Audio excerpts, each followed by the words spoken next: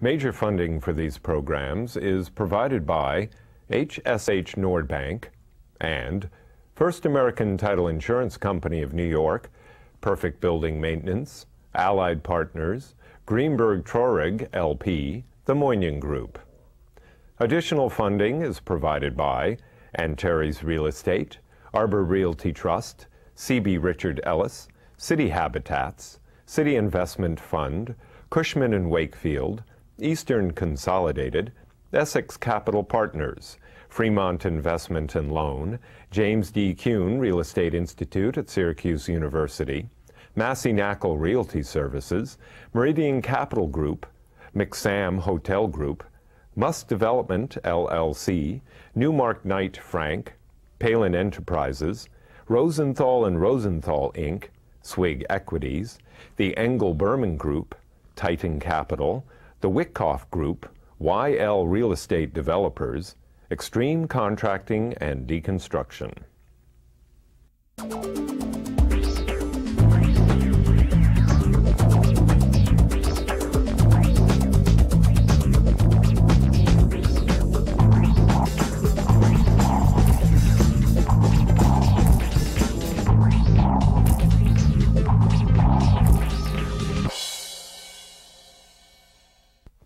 Hello, my name is Michael Stoller of the Stoller Report.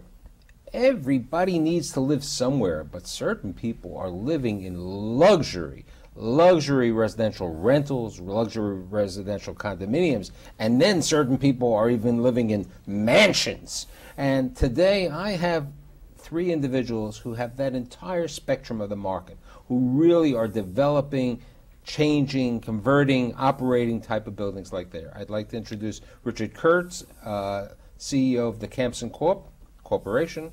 Hi, Michael. Okay. Mickey Naftali, CEO and President of Elad Properties and Elad Group. And last but not least, Maurice Mann, CEO of Mann Realty Associates. Got it down. So, Mickey and Richard and Maurice, but I mean, Mickey, you have this very interesting project, you know, this conversion of this 1907 little hotel called the Plaza Hotel. Right.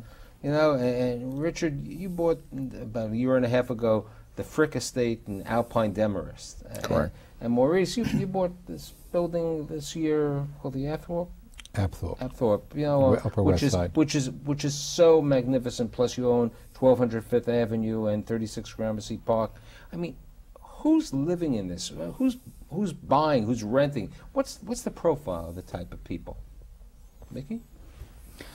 I think the Plaza is a bit different from the rest of the properties that we are developing, at least in the city, because the Plaza is such a strong brand name that our buyers are local New Yorkers as well as national and international buyers. I would say that probably 50% of the buyers are New Yorkers, about 25% national buyers and 25% international buyers. So really a mixed, very interesting mix. So the people who live in New York, I mean, I know some of the buyers are major real estate people, right. Or, I mean, Harry Mackler, who owns enough of his own real estate, is buying in your building. You know, he wants to be in your building. And Maurice, people are renting in your buildings and also buying. But everybody loves New York. I mean, it's the center of the universe. I mean, who's going to buy in those luxury houses? What are you doing? Tell my audience a little bit, because you have a little difference. I mean, besides the fact that you're building this luxury, you own a lot of residential rental throughout the state of New Jersey and Pennsylvania. This is something different for you. Yes, yes. There is a market. People that are in New York eventually want to get out of New York. And here we are, 8 miles from the George Washington Bridge, and we offer 5 acres, 8 acres, 10 acres, 20 acres. And it's magnificent property, wooded. It fronts Alpine Country Club. There's, I guess, almost 2,100 feet that go from east to west, and it's exciting. And then there's the Frick home, which folks are just going to be moving out of at the end of this month. It will be available. It's magnificent. There's a private pond. There's a carriage house. There's a swan pavilion with swans. And yet, it's just outside of New York. A boy from Brooklyn, I never heard of these things. I'm from Brooklyn, too. I know, but... I didn't either. I didn't either. But what are these houses going to sell for? Well, we're really not true developers. However, we will subdivide the property. Land will be available for sale in Alpine. Property will be in the vicinity of $2.5 to $3 million per acre, which is basically the price that's there right now. There are knockdowns on 1 acre property in Alpine that are going somewhere around 2.6, 2.7. It's been done, it's still happening, and our properties will be comparable to that. However, there'll be 3, 4, 5 acres available in addition. So what you're doing is, if somebody wants, you're building one spec house, and then there's the estate, the Frick estate. Yes. And if somebody like Mickey, you were talking before, lives in Demarest and he wants to move to Alpine, he can buy the lot. And since Mickey builds a little bit more, he might want to, I'm not being facetious, he can build his house on this site. There are 60 acres in total. 33 acres are in Alpine and 27 acres in Demarest. 2 wonderful municipalities. And it's a choice. It's generally the younger generation with younger children prefer Demarest, and I'm buying. and then we have young people in Alpine and older people that their children are on their way through college and so forth and so on. But there's opportunity for everybody. But the exciting part of the property is the history of the property and the fact that it is so close to New York City. And you were talking just before that 50% of the purchases in the plaza, and you know, right. And I can't really, because you, like Maurice, have many properties. Okay, I mean, you have the plaza is one. You have the Grand Mansions, Grand Madison, which is on, on the park.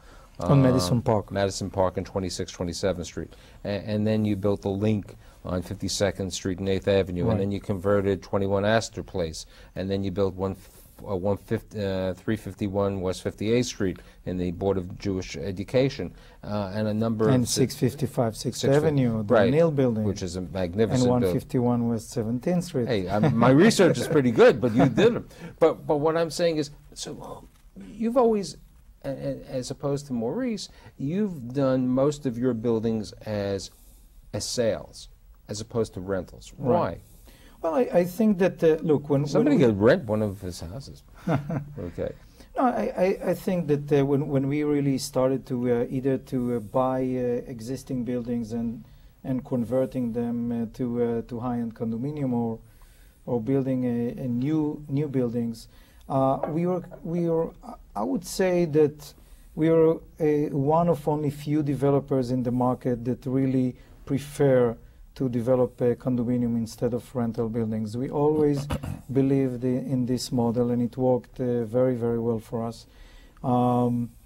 We own a huge portfolio of rental buildings throughout North America and Canada. It's not that we do not believe in the rental market, but those buildings we usually buy as an existing building or existing portfolio, and we just keep them as investment properties. On the development side, we mostly develop a high-end condominium. And you, Maurice? I mean, especially with the last 2 or 3 acquisitions over the last couple of years. I'm basically a landlord. You're a landlord.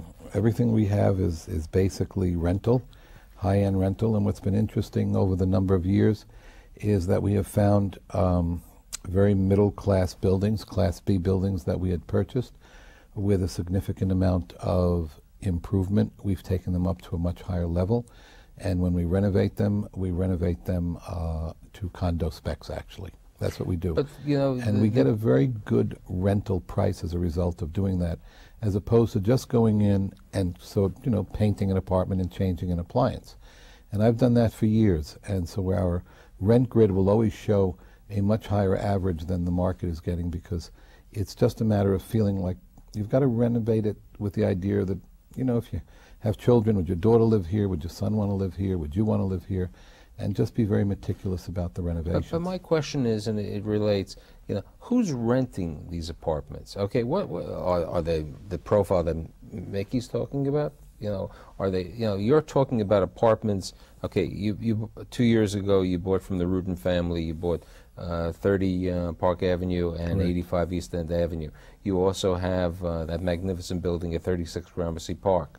You know, those are true rentals, and now you true luxury, high-end rentals. That's correct. And we're finding, for example, at 36 Gramercy Park, which we own about 4.5 years, that when it's appropriate and we can combine apartments, we find that space and size is what a majority of upper-end New Yorkers are looking for. Which I think relates to what Richard was saying, that people want a larger facility. They want this large presence. Space and is what it's all about. Space is what it's about. And the finishes. I mean, we've taken our apartments where we were getting an average of, at 36 Gramercy as an example, maybe $40 a foot, $42 a foot when we purchased it, some of them even lower due to the rent regulation. And we are getting now well above $100 a foot on a rental. But we're putting in some money into the apartments. They look terrific. People don't want to make changes. They've been carefully planned out for space, and they work beautifully. You know. It's also good for the condominium market. It's also good. Oh, absolutely. If you have to pay over $100 per square feet on the rental market, again, the condominium market is a great option. Well, I think since this is the only rental building on Gramercy Park, people may be thinking that we might ultimately someday convert it. That's not in the immediate cards right now, but you never know. Let's talk about your latest acquisition, which really, you know, was probably the highest price per apartment ever in America. I know. It sounds frightening, but doesn't frighten me at all. 426,026,026. Which came out to about $2.5 million an apartment. That's correct. But look, that's a special building. It's like, you know, we're talking about like the Plaza. No, they're all special buildings. No, I agree. I said it's like the Plaza, it's like the Frick Estate. But you do need to take out some of the commercial space in the garage that's there in the medical. Right. But we still paid a very dear price for it. I walked into the courtyard of the Apthorpe, and I said, this building talks to me. I'm going to own it. I never went into one apartment and I made my mind up. It was just, how do I get it? And that was the whole game plan. How come you didn't buy it? He went through it. No comment. No comment. I mean, but it sounds... It's a great building. No, but it sounds similar to how you made the decision from a guy who's had, you know, a mixed business plus on the board and chairman of the board of public companies. How do you make this decision to buy this unbelievable estate? The minute I heard that it was available, I told the broker, don't show it to anybody else. Unfortunately, he was told by the Frick family to introduce it to 3 different people. And I said to him, I understand it, but if you don't get any kind of a response, I want to meet with the Frick family. And I was there, and fortunately, he did not get a response. And I was with the Frick family within a few days, and I showed my interest. I was local. I was in the real estate business and lived in Alpine, and I was not going to let it get away from me. I just thought it was wonderful, wonderful piece of property. You have to have the passion when you see a piece of property that talks to you to make sure that you get it. And price becomes very secondary. You have to have the vision, the concept, and you have to trust your instincts a lot. And that's what I did. Yeah. And I'm very happy that we own the Apthorpe. You have instincts, but it still is business. Sure, you've got to look at the numbers. You got to look at the numbers, and it has to make sense. And obviously, and that's a huge number because I am in the rental. The rental market is my business, and that's really what I do. So when I hear these numbers, it's astronomical. You know, but you know, when somebody said in 2004, when Mickey and Teshuva pay $674 million. 75. 675. Okay, what's $1 million amongst friends? Right. And you know, everybody said the hotel is a failure. Right. I mean, the facility was terrible. I mean, it hadn't been maintained probably way past when Trump had it. I mean, you know, but it was a vision also. I Right. mean, Oh, it's a big a vision. world it was name. But you know, it's a world name. It's a world name. It was Everyone a world knows it. name, but it took a lot of strength and a lot of courage to do what he did. right, with but you know, numbers. in the same But- manner, what he did at the Plaza, he did, you know, at the O'Neill. I mean, let's just look, you know, for our older group, with everyone except for Mickey. Okay, Avenue of the Americas in the 20s Right. was a neighborhood at one time that had certain characteristics.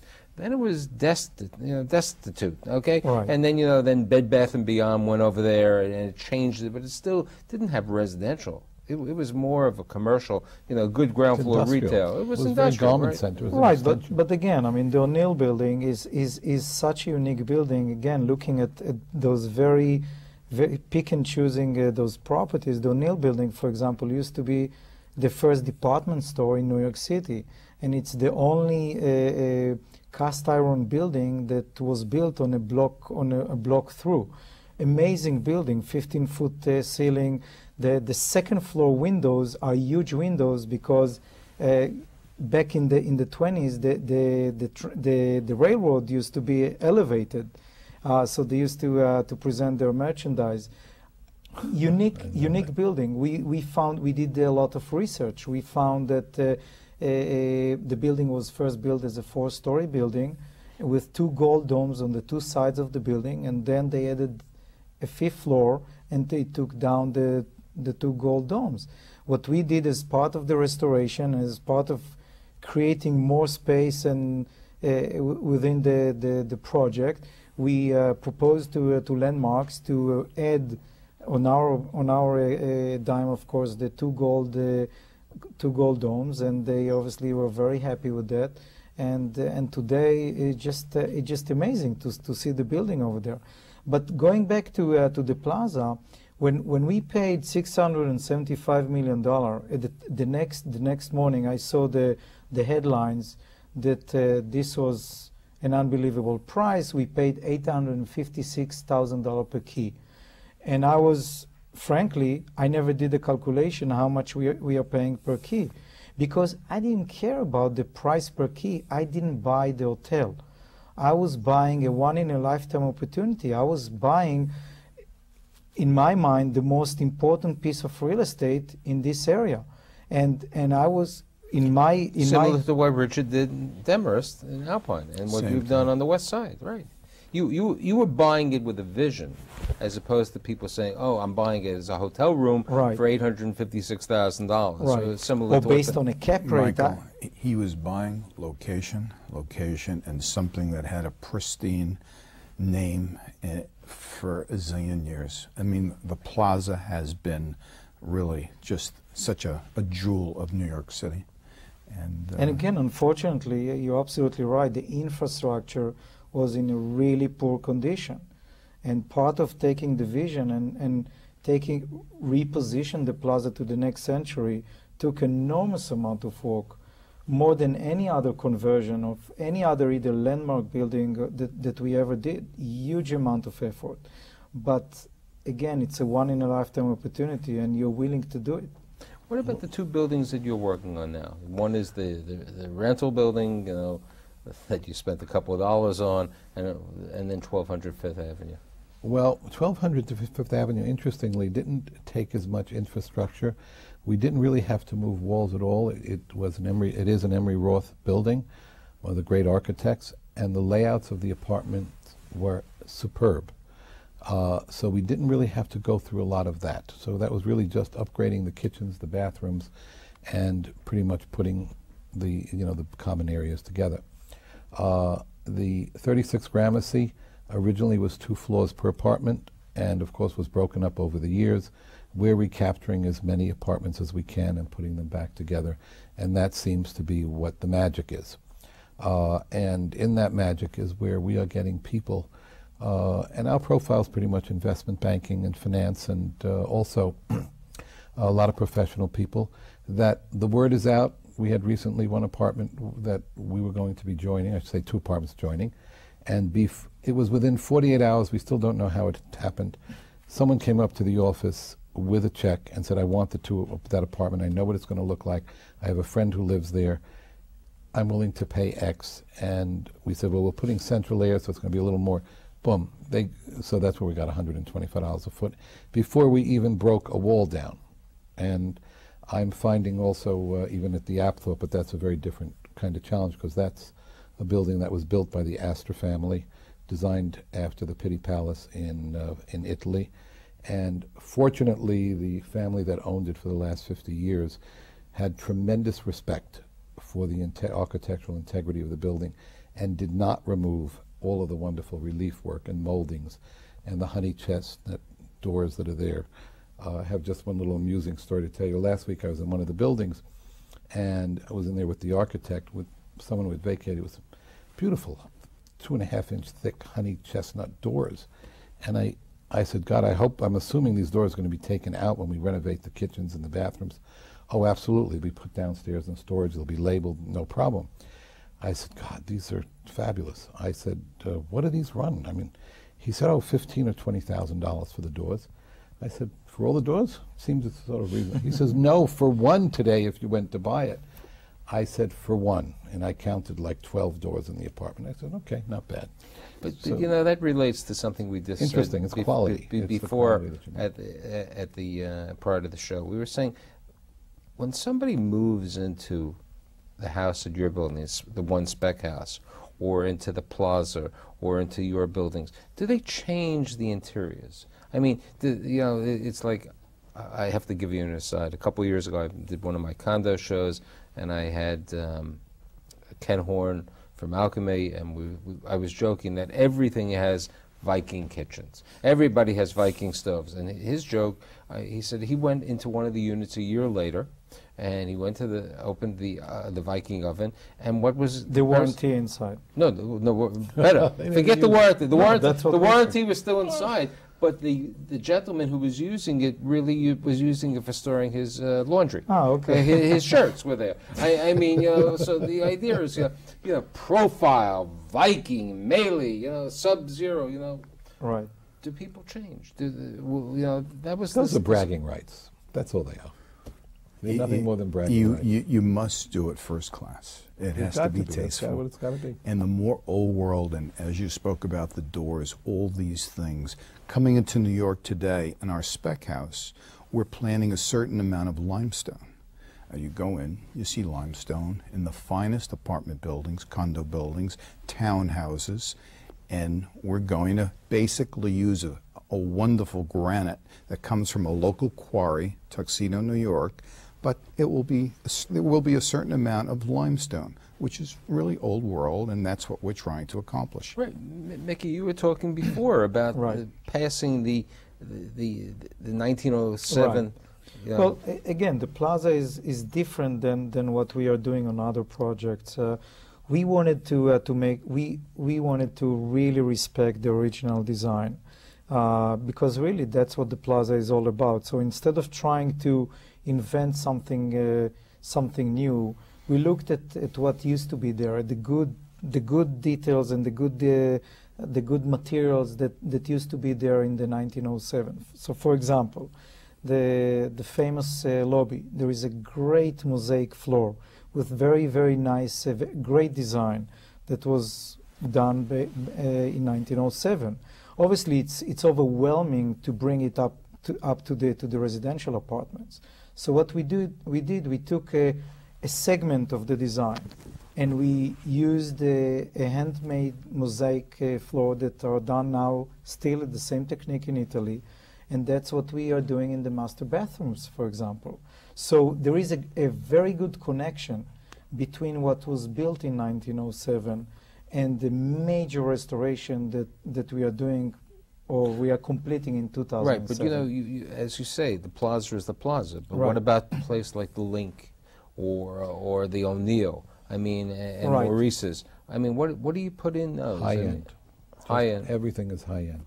The hinge has got to be high end. The concept is to try to do the best with trying to give the end user, the end buyer, the best that you can. And most of our buyers, I would say almost 100% of our buyers, except the plaza, they are just they like the the palette of material that we're using, and they're not changing. So you're saying, you said that prior also.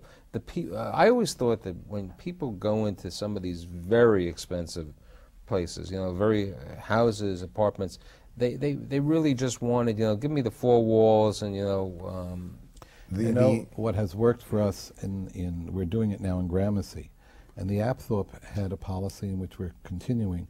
They rent the apartments with chandeliers in the living room and the dining room that cost thousands of dollars. It's just part of the expense of turnkey to get the apartment ready. And when I first heard it, I said, wow, that's crazy. And you know what? It isn't crazy, because it's the jewelry of the apartment, both the hardware and the finishes on the doors. And when I saw the fixtures that they put in, and they were nice enough to give me the resource of where they've been purchasing them for the last 25 years, and we go down and we get vintage, some of them authentic but beautiful chandeliers, and we install them in the apartments so that when you walk in, you've got what I call the wow factor. And that's the way I we would rent. assume in the frick. Well, you're kind of thinking back, because there were so many spec builders that would build a home. They didn't do it. They fudged here and there. And the buyer would come in and make a lot of changes. We have learned, these gentlemen have learned, do it right. Do it 100% right. And the more you do correctly, the more value you will add to your asset. Absolutely. I mean, that's You know, the bottom line. it's interesting, because I have a friend and client who bought a floor in Trump, which everybody knows is not Trump because it's really a marketing name. And he basically took the shell. He didn't want anything over there. You know, it was on 71st Street and Riverside, and he got it. I mean, he says, just don't give me anything. I just want the four walls. I'll do it myself. I'll do it themselves. And what I'm hearing is something which I'm surprised, maybe because I have this feeling of what he did, that everybody, you know, these people, and you're saying these people are happy because they want to be able to move in. They want to turnkey. There are two different concepts, you know, for developers. And what I think that in the recent years, mainly in the last 2-3 years, the buyers are basically impatient. They want the best product. They don't have time to deal with construction. Construction is brain damage, and what you really want to do is to move in. Then you can upgrade a little bit with custom paint, custom millwork, but that's it. It's done. It's something that within a few weeks you can get it done. They really want instant gratification. They don't want to wait. They want to, right, as Mickey said, they want to come in. And the sophisticated buyer knows, or renter or buyer knows, a sophisticated product. There's no fooling them today. Michael, my daughter is with Douglas Elliman, and I, although I'm not in New York, I get the feedback every day, and I hear more and more, and she educates me, and I'm amazed, coming from New Jersey. Don't worry. And because you're coming from New Jersey, I have to say that we've completed 30 minutes, so I have to really just thank you for all being here. I'd like wish you the best of luck on the Frick. Thank you. Richard Kurtz, CEO of the Campson Corp. Mickey Naftali, who you see all the time with his properties, CEO and president of the Lod Properties and the Lod Group. And last but not least, another man who I see in my office quite a bit, Maurice Mann, CEO of Mann Realty Associates. Next week, I'm not sure, I think we're going to be talking about some more residential in the city. Thank you.